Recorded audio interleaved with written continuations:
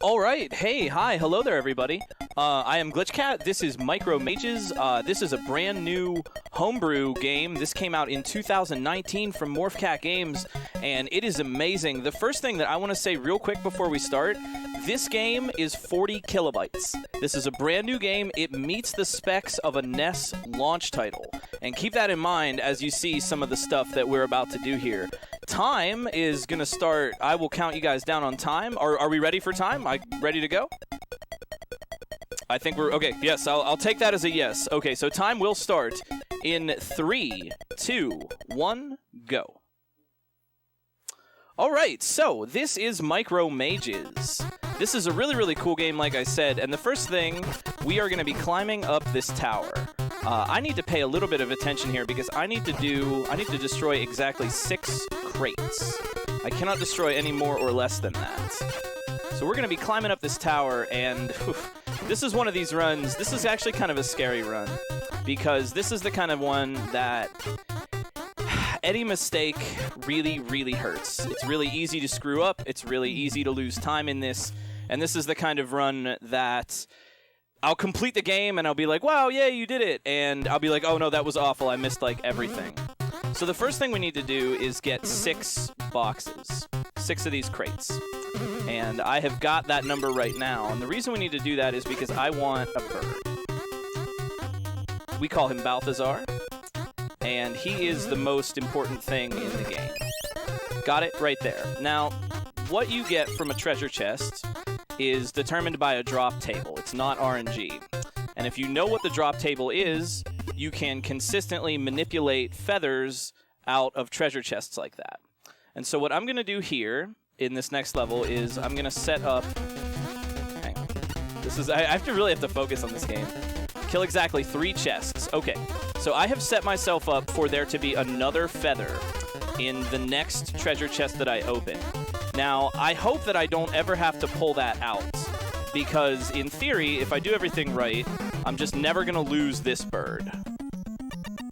But that probably won't happen. I'll probably screw something up. And so I have that backup feather in the treasure chest ready to roll. This is the first boss. He's pretty simple. He just flies around. We are going to see him, well, I'll tell a little bit about that later, but we are going to see this guy again, so keep an eye out. This would actually be a cool time for some donations if you guys have a couple to read. This boss is pretty simple.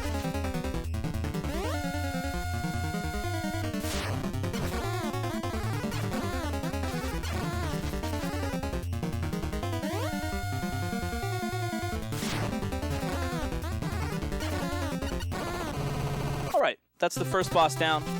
I'm sorry, I didn't know if we had any donations or anything. That boss has a little bit of iframes, so you actually have to time your shots to hit him when the iframes are not active.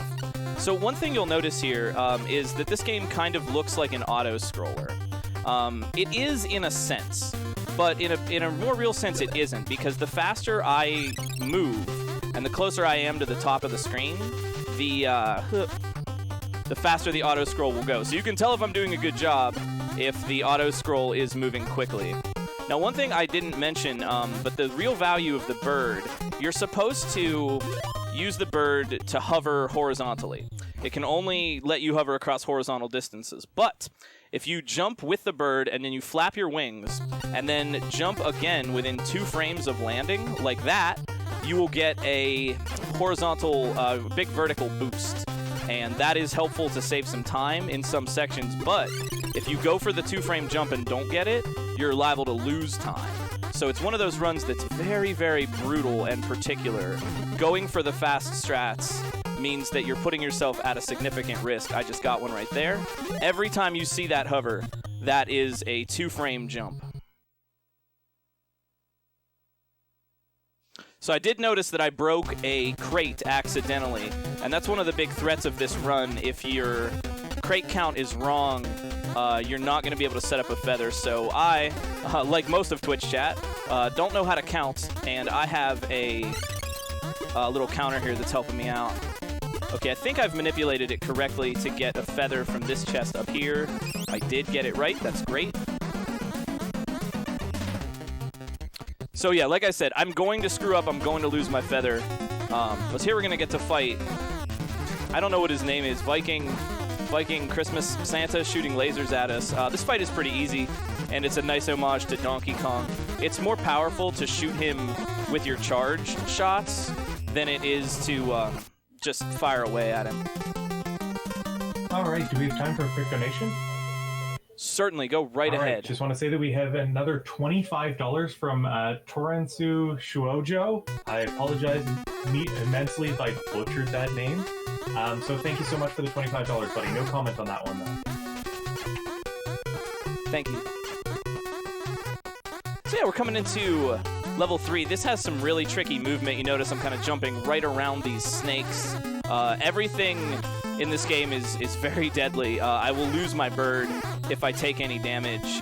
And then this is, let's see if I get it.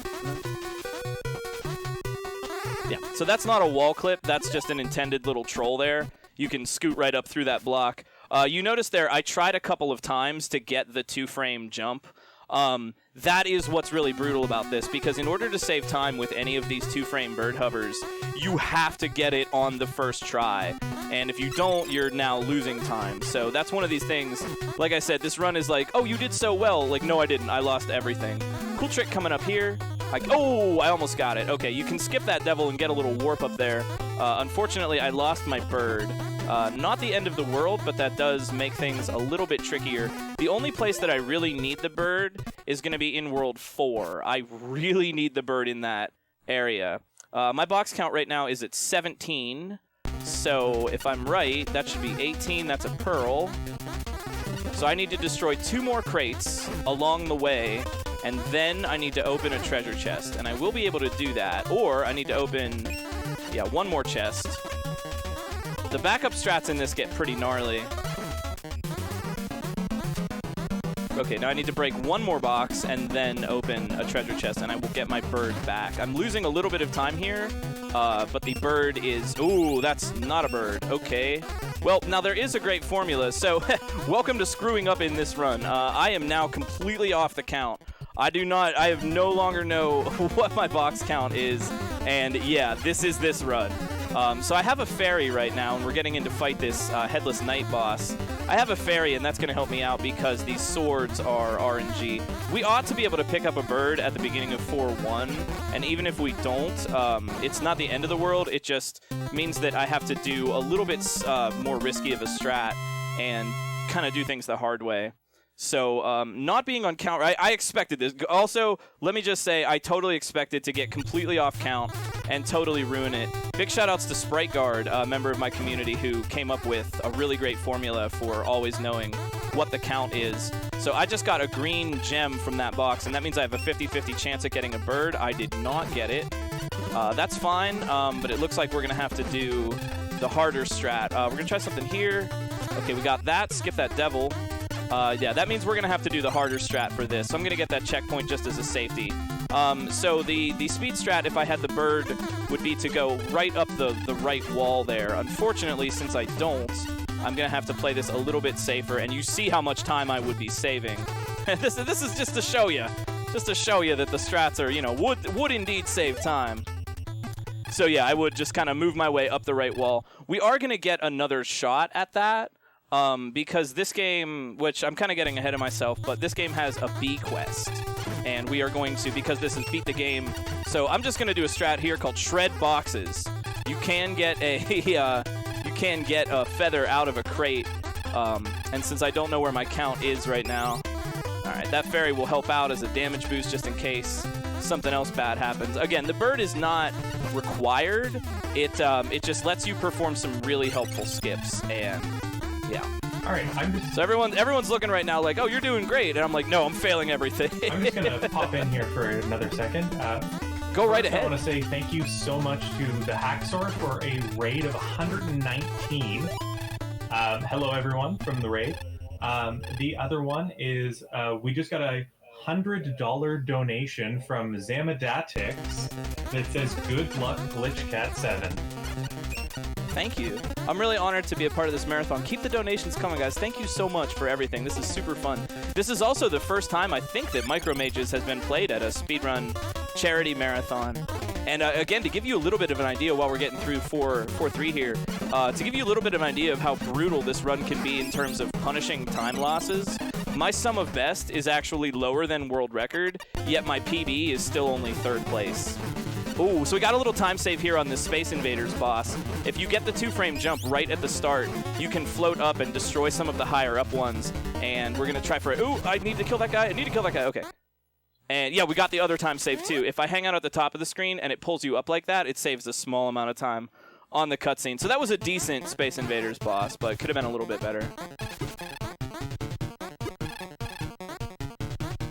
So that's my favorite enemy there on the right. That's the bubble goats.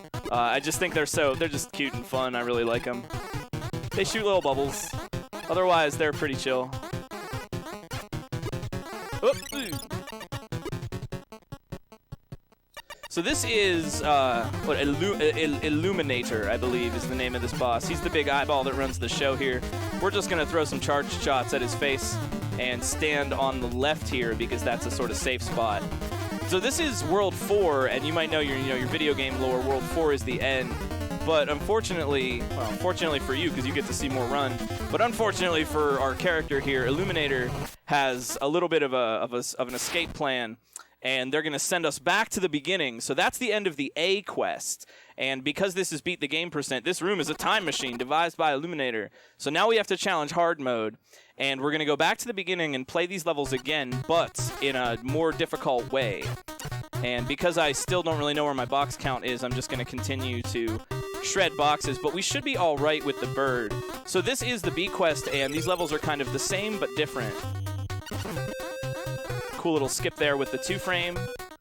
And again right there, that's the tough 2-frame to get, because you have to navigate up that wall. One thing, too, I want to point out about this game, this is an NES homebrew, and it was released on cartridge, but if you're interested in this, it's available on Steam.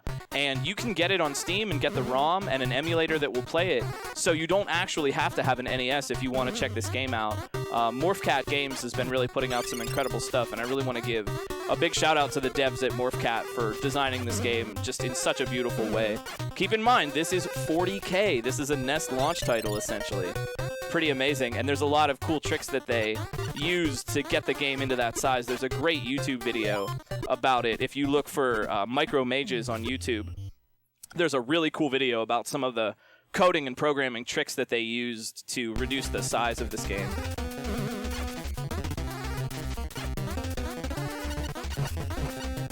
I'm just looking. Oh, okay. I'm actually looking at what that chest was, so I can kind of know where my crate was.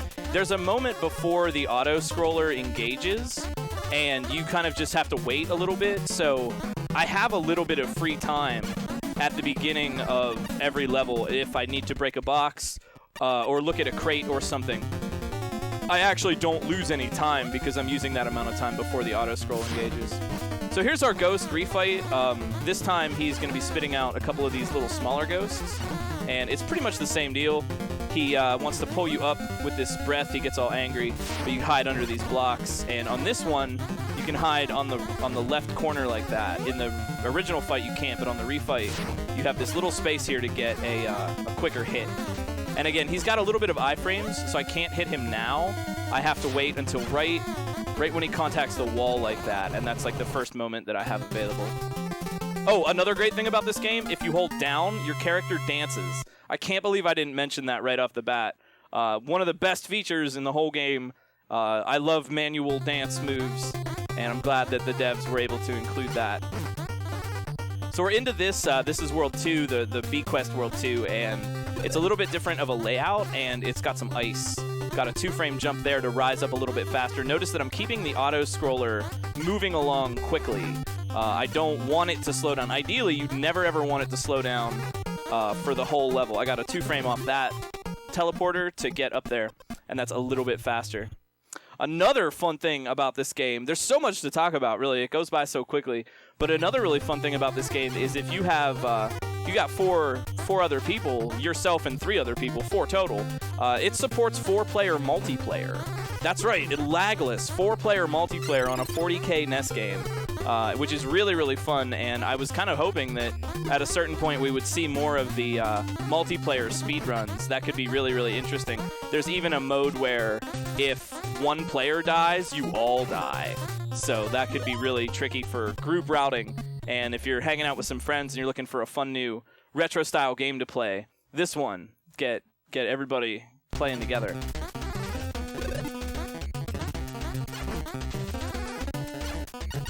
So I'm still in shred boxes mode. You can get birds out of a box, but since I kind of lost my count and I'm in the moment here in our marathon run, I'm kind of slipping on the count a little bit, so I'm just shredding them and hoping that something good comes my way. But ideally, like I said, you never actually need to use the backup strats. It really is just to ensure that you'll always have the bird. The bird also being able to hover here makes the shot take a shorter distance to hit Angry Viking Santa Claus up there, and that saves me a little bit of time overall on the fight. Also, hey, I want to give a big cheers to chat with an ice-cold beverage of our choice. That's a little secret. There are 4 artifacts that are hidden throughout the game, and you can unlock some secret stuff if you find them all. The rest of them are a little bit time-consuming to get to, but you can grab that ice-cold libation without losing any time at all. This is a much trickier version of this world than in the A-Quest, and I got the 2-frame right there. And the landing, oh man, that was a really tight little pixel landing right by that snake. I'm really happy I got that. That's a tough one to get. I'm using a kind of an alternate strat here because I'm being safer. All right, so we actually got another donation here. We have $10 from Flora Wolflord that says, "Go GlitchCat." And with that, brings us just shy of $2,800, guys. Like, this is absolutely unbelievable. Thank you so much for all the support from everyone. That's amazing. GG, everybody. Keep them coming. We got another devil skip coming up, and I did not get the 2-frame. You see how if you don't, like, you either have one chance to get the 2-frame jump or you lose time at all. There's no backup plan in this. And since this is the B quest, we go up the side of this instead of through the middle. All right. So coming up at the end of this is World 3 is actually, in my opinion, the hardest boss in the speedrun. It's the Headless Knight refight, and instead of just being a harder version of the same fight, they actually added a whole other phase. It's not that difficult casually, but for the speedrun, it is really tough to get an optimal fight for this. So we'll see how we do. Let's see. Missed the 2-frame there. I shouldn't even point out when I missed the 2 frames. Y'all wouldn't even notice. I'm just kidding. But here we go. We got the knight, Headless Knight coming up. And again, these swords at the bottom are RNG. So I really have to improvise. And along with that, it's really critical that I don't lose my bird, again, because I'd really like to do that 4-1 skip, especially in the B quest where it's even harder. I'd like to keep my Deathless going. So that's the first phase. Now, the second phase is really tricky to speedrun.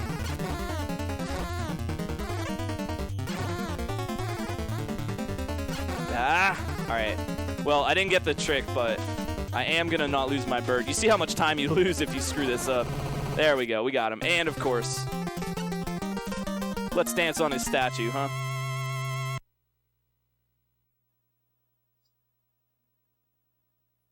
Cool. So we're almost done. This is the final world, and we're back here in 4-1, getting ready to take down Illuminator. And this gets pretty tricky. This is kind of the same layout as the original one, but much harder. And we got to do... Let's see if I get it.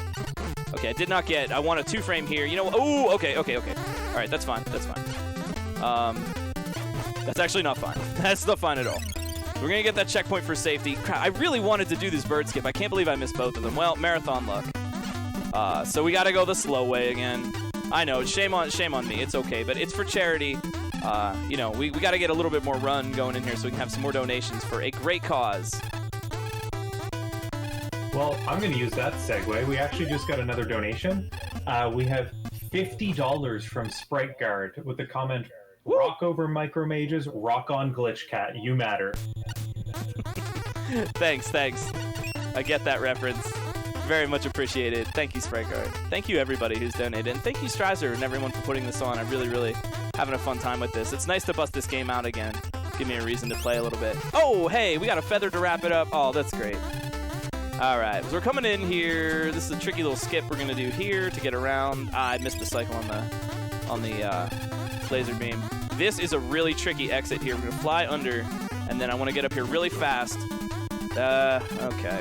Well, I was too slow, but it's all good. We got in, we got out, and we are moving on to World 4-3. I like the little skull by the side of it. That's how you know it's a hard world. Challenge mode, man. Let's see if I can get a box feather. Nope.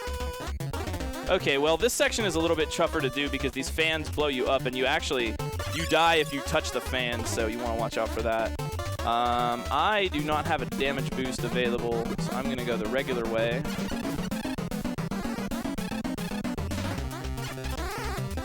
I'm actually going to check that chest real quick. Okay, I'm going to take that just to be safe. And now we're back here again at the Space Invaders refight. Same thing. If I had the bird, I could get up. The real strat with this fight is that, like I said, you want to get the upper ones. So if you can fly up to the top and get the ones at top first, the ones at the bottom will just destroy themselves when they hit the rocks down below. A little bit of a safety strat there, but we got it. And of course, we get a little bit of time to dance. Always, you have to dance. Maximum dance % in this game. It's not a time loss. It's not a time save either, but it's swag. Swag gain. So if I had a damage boost, I could do a little warp here. Unfortunately, gotta go the regular way. Not too much danger, but I have to stand here. That's why it's faster. I have to stand here. I have to wait for that skeleton to move. Otherwise, I would teleport right into him. Okay, a pearl is the worst thing there.